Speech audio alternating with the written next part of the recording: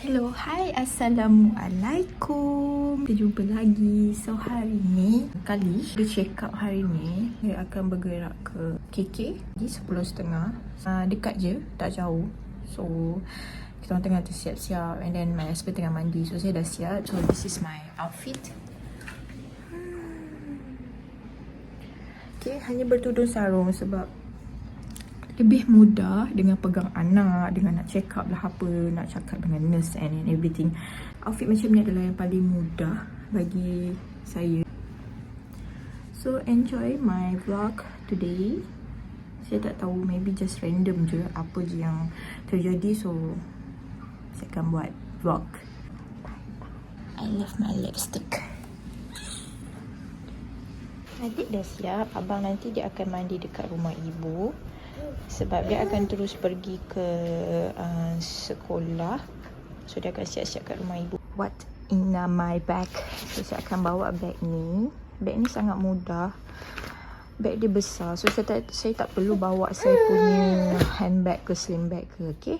So apa yang saya bawa hari ni ialah, of course, buku Checkup, and then wipes, and then wallet, then my second phone, and then baju spare, and then handkerchief,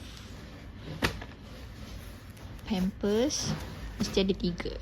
Okay, and then cap.